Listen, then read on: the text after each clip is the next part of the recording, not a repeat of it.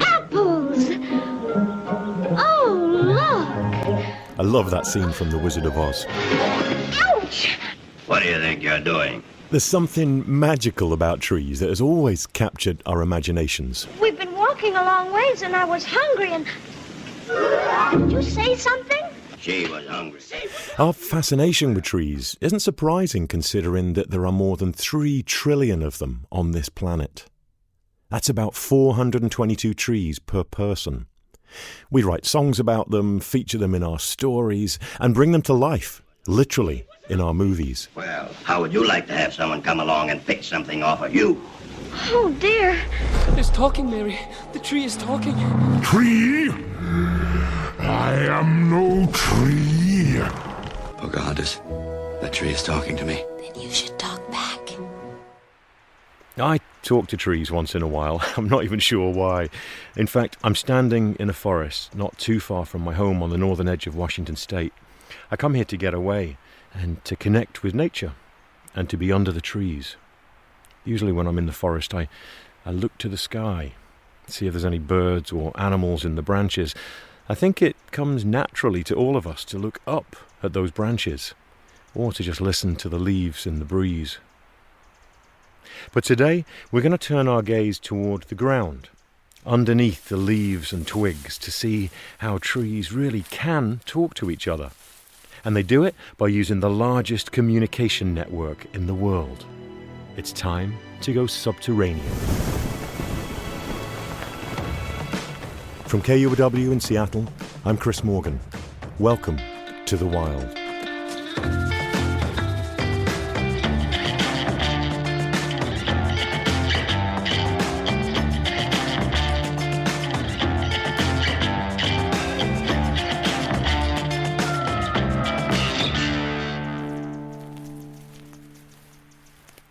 I love it to be in a forest after a first rain. Me too. Yes. Something about it, isn't there? Oh, there is. This is one of my... I like to think of this as my grandfather It's tree. just amazing. It's beautiful, isn't it? Look at that. This is Dr. Teresa Ryan. She's a researcher at the Department of Forest and Conservation Sciences at the University of British Columbia. I've hiked through this forest 100 times, but I wanted to learn more about the trees that stared down at me during my long walks. So I've asked Teresa to join me today. I started by showing her one of my favourite trees. Every time I walk past it, I give it a hug or at least a stroke. But I've never done it with anyone else before, so We can both do it. join me, would Yes. you? Yeah. I'll go up on the high end. It's just a big, Oh, beautiful old big leaf maple and all of these licorice fern. ferns. Yeah. Beautiful. Oh, the stories that you could tell. Yeah. The things this tree must have seen and witnessed, huh? Beautiful. Teresa shares my love of trees, not only because she's studied them, but she's also a member of the Tsimshian. They're an indigenous people of the Pacific Northwest coast, and they share a close connection to the forest. Still some young deciduous trees here, so this area actually has been, within the last 50 years, this area was probably logged or disturbed or something. Yeah. Because this is still a young forest. And you can see the younger cedar over there. The Tsimshian call the cedar the tree of life. Hands down, it is the most important tree because it provides us with our housing, our transportation in canoes, our totem poles, and all of our clothing was out of cedar. Our masks that we use in ceremonies was out of cedar. Our boxes to hold our belongings were out of cedar, to store our food. The tree of life, Yes. it provided for everything. Everything. Yeah.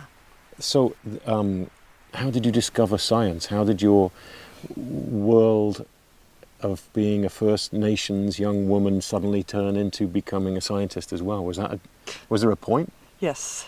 My grandfather. Teresa's dream was to become a fighter pilot. Yeah, fighter jet pilot. I like the speed. I was a ski racer at the time. But Teresa had some health issues and realised early on that flying jets probably wasn't in the cards. So her grandfather sat her down one day and told her that they needed her to become a fisheries scientist. Fish are an essential part of the Tsimshian way of life. So she said yes. Today, Dr. Teresa Ryan's expertise is the relationship between fish and forests. And it's relationships like this that Teresa sees everywhere in the forest, like the cedar trees that we're standing in front of now. They have a relationship with maples, like my grandfather tree, which are deciduous, and these cedars, which are coniferous. They love to grow up in these shaded areas where the deciduous trees have grown first, and then the conifers will come up underneath it. Because the deciduous trees will protect the young conifer trees until they're strong enough to release and go up to for their own sunlight, right? And then they take over the space. But it's another symbiotic relationship that's evolved in these forests. So that's above ground, all of this lovely foliage and everything that we see. Now we're sitting down here. So what, like if we were to rummage around a foot underground, what do you see? We've got layers and layers and layers of history in these soils, and it's absolutely amazing. The deciduous trees are the key players in these layers of history.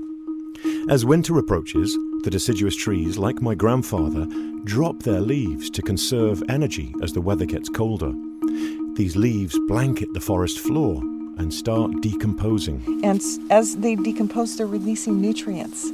And the trees need nutrients, right, to survive. But they can't access those nutrients by themselves. They rely on a shuttle, if you will.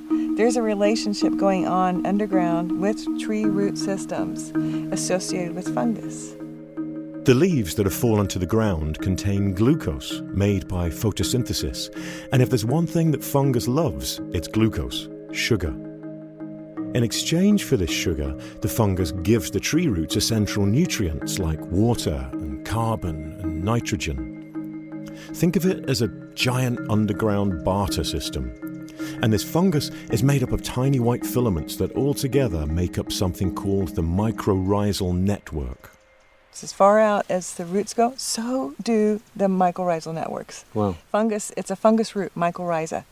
And they are just extending throughout this whole forest as well. That's also been mapped with using DNA technology. So it's using science as well, right, in every form that we know that's available to us in looking at these relationships. So from an Aboriginal or Indigenous view, science is catching up with what we already know about these connections in the forest. And this mycorrhizal network sounds like something from the world of high tech, doesn't it? Welcome to the mycorrhizal network. Broadband. It extends throughout an entire forest. Yes. A tree's root system is twice the size of its crown. So this fungal mycorrhizal network connecting these roots is massive. To put this into perspective, 1 teaspoon of soil contains several miles of fungal filaments. One of the things that our students have found is that these networks, when they exchange nutrients, where they pass along or transmit the nutrients, they will favor their own seedlings. They'll still distribute to other seedlings, but they favor their own seedlings. That's why we call these dominant trees the mother tree. Oh, well. Yeah. The mother tree. The mother tree.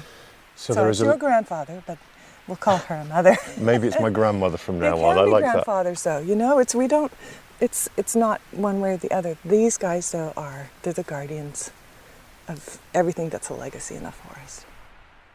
Now, this might sound like fantasy, big trees watching over and caring for the little ones, but it's all happening through this incredible mycorrhizal network. Researchers have even studied what happens when a mother tree is being cut down. This is really amazing. This is cutting-edge technology that we're seeing. When we cut the trees down, they're shuttling their carbon immediately through the root systems, particularly to their seedlings. It's like just shuttling off everything that you've got. Here, take it, take it, take it. Something's going on. I don't know what's going on. Take everything I've got. And it's a legacy that she's leaving to her seedlings to give them a chance at growing. A mother tree sacrificing herself for her seedlings. Trees also use this network to communicate and warn other trees when danger is approaching. It's something that the journal Nature has dubbed the Wood Wide Web.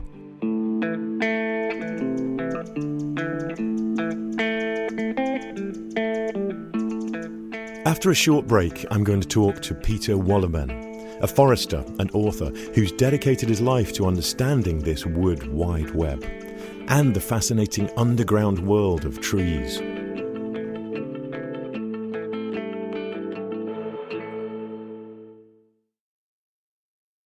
There is still a lot we don't know about how trees communicate with each other, but Peter Wohlleben has closely followed the latest research and written about what scientists are learning in his book, The Hidden Life of Trees.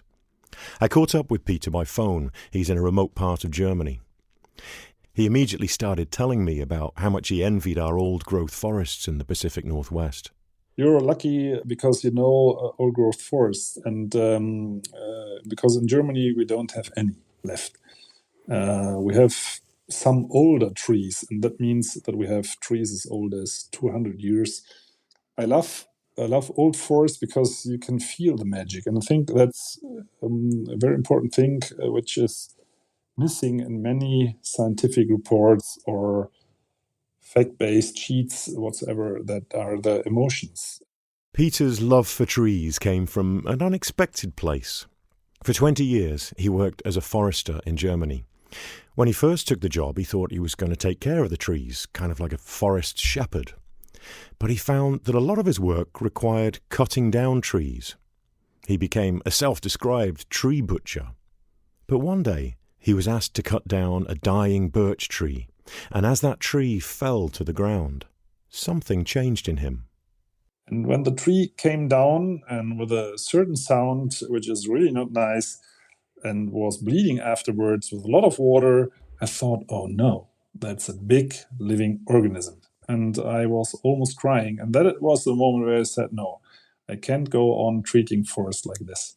So he started writing about them, writing about trees, in a way that takes complex ideas and theories and strips them down to their essence to make trees understandable for the rest of us. For example, the idea that trees actually communicate with one another. How does one tree know that another tree needs help? There are interesting theories about that. We know that in the root tips that there are brain-like structures.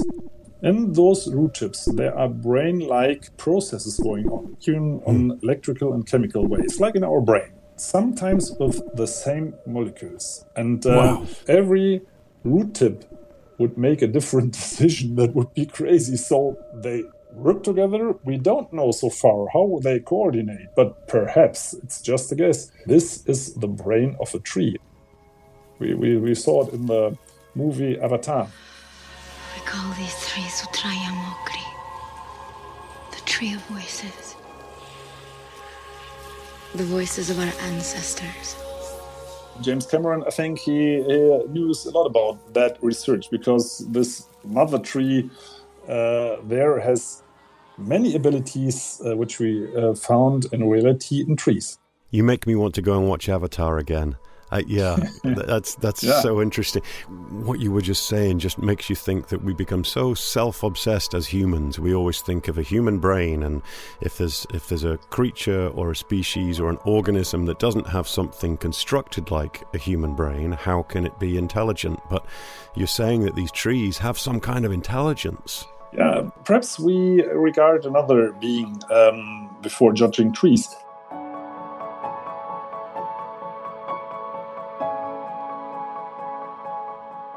Communication between trees is not just one way.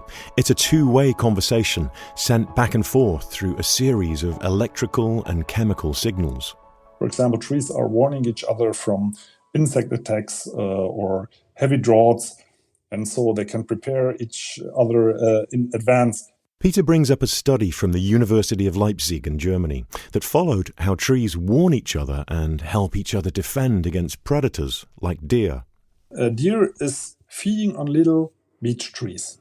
Then the little tree is able to judge by the saliva of the deer, that's a deer. And then it pumps poisonous substances in the leaves and is warning its companions surrounding little beech saplings. The deer saliva triggers warnings. These warnings are sent with electrical signals from tree to tree across the mycorrhizal network that Teresa Ryan talked about, the wood wide web. But this way of communicating does have a downside. It's slow. Think about the days of dial-up modems. In the case of the deer eating the leaves, the leaf that's gnawed on emits a signal. That signal then moves through the branch, down the trunk, then underground through the root system to the next tree. Then the signal travels to the new tree, up the trunk, out to the branches, and onto the new leaves. It takes a long time. But some trees have developed a faster way to communicate. Through scent. Yep, scent. Peter says scientists discovered this while observing giraffes feeding on acacia trees. Now, if you're a giraffe, you love acacia leaves. Scientists found out that giraffes are just feeding for some minutes on this acacia tree, and then the tree is bringing poisonous substances into the leaves, really deadly substances. These substances released into the leaves not only make them taste bad, but they also make the leaves harder for giraffes to digest. The scientists watched the giraffes and noticed something was making the giraffes move on to the next acacia tree. Then they found out that the tree which the giraffes feed on, warned the other trees by gassing out chemicals which are something like a chemical warning yell. And once a neighbouring tree catches the scent of the chemical warning, it sends out the poisonous substances to its own leaves. The scientists learned about the chemical gassing because they observed that the giraffes started to feed upwind of the tainted trees. That's because chemicals released by the original tree could only travel downwind. That was the first time scientists discovered the communication between trees. Trees can communicate through scent, taste, electrical signal, and now Peter says that scientists think they can even communicate through sound. 220 hertz to be exact. That's the frequency of flowing water in the underground. And that's a signal which trees or roots love, because water is the most necessary element beside air. And so trees are able to hear, let's say here, this sound of the beloved water. And they are even able to hear if other roots make sounds in this frequency. And we don't know what they are telling each other, but we know that they are able to make active click sounds in this frequency. That is amazing. So a tree hears the frequency of water at 220 hertz, and then it can potentially communicate that source of water and availability of water to another tree of the same species or perhaps even different ones. And okay, I've got a fun experiment here. Dave, the engineer in here, Peter, has an app where he can play 220 hertz. Dave, have you got that? Wow. What's your tone like, Peter? Can you mimic that?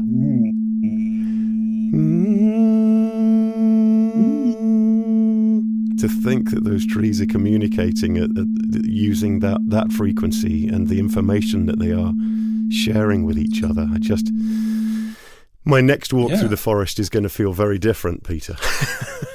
and perhaps when you play this sound for an hour, it's just the first name of the tree.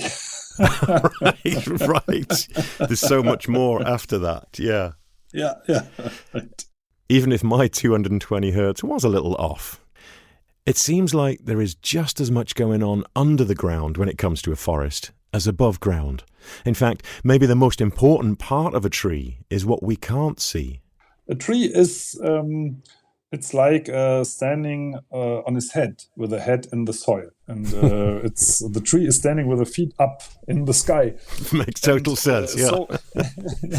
So I think the more important or interesting things are ongoing in the soil. But our problem is we are a species which is living on top of the soil. And for us, it's really hard to imagine how living in the soil could be. We think it may be boring to live the whole life on a certain place without moving. But a tree is moving with its roots. They are growing in this direction, perhaps next year in this direction, and they are exchanging news with a birch tree, perhaps next time with a neighboring Douglas fir or with the grass. We don't know if trees are also communicating with the grass because there's no research about this. Amazing. You know, the passion in your voice for these stories and these trees, this has become, you have evolved so much further than being a tree butcher. It's so clear. So we're learning about tree communication. We're learning about tree families. What can we learn from trees as humans?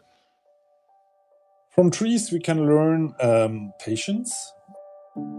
Second, and even more important thing is be social. Because just as a community, you're able to be strong, you're able to survive even bad things in your life. So that are the two big things I learned. Be slow and be social. Be slow and be social. Good lessons from the forest. I love that. Yeah.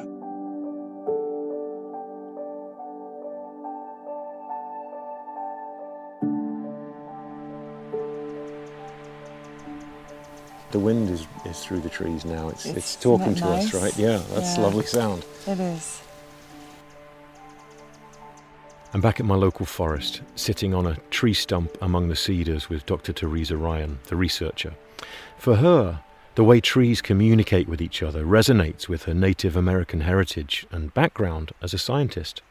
She sees trees as living beings. These trees in here, in this forest that we're sitting in, are communicating with each other. They could be talking about us right now. We don't know what they're saying, right? They are beings, and we have to respect that. There's a heart-to-heart conversation that goes on with me in the forest. And I just want to do what I can to protect them, to nurture them, to make sure that they're a part of the future, so that they have a future.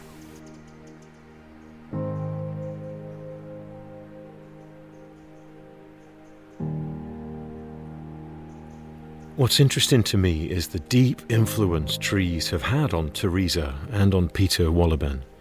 Peter, a former logger turned tree advocate, and Teresa, a researcher who leans on her Native American roots. She has a foot in both worlds, science and spirituality. It seems like the trees have spoken to them both. I get it. When I'm in a forest like this, I never feel alone. And perhaps it's because I'm surrounded by a huge community of individuals that are quietly cooperating, looking out for each other in ways we're only just beginning to understand. I think we sometimes make the mistake of thinking humans are the master networkers, but these trees, I look at them a little differently now and think about what we can learn from the world in their forest beneath my feet.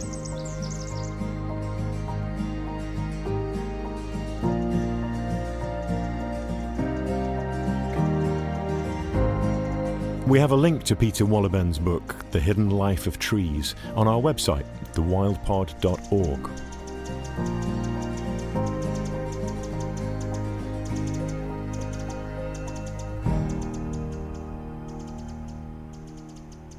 I hope you're enjoying our latest season of The Wild. We love creating it, and we want to do more.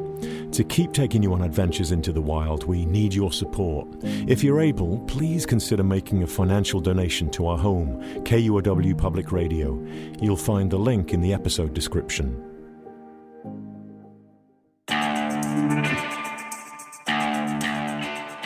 On the next episode of The Wild, we'll learn about an animal that is so tough and frightening, it's used to chase away grizzly bears. The Karelian bear dog. They are incredibly intelligent, primitive dog that has not been bred to serve man. The Wild is inspired not just by nature, but by people who work in it, love it, protect it. We have more information on our website, thewildpod.org. The Wild is a production of KUOW in Seattle in partnership with my work at Chris Morgan Wildlife. Our producer is Matt Martin. Jim Gates is our editor. Our production team includes David Brown, Juan Pablo Chiquiza, April Craig, Dyer Oxley, Tio Popescu, Maria Powell, Brendan Sweeney, Jeannie Yandel. Our theme music is by Michael Parker. I'm your host, Chris Morgan. Thanks for listening.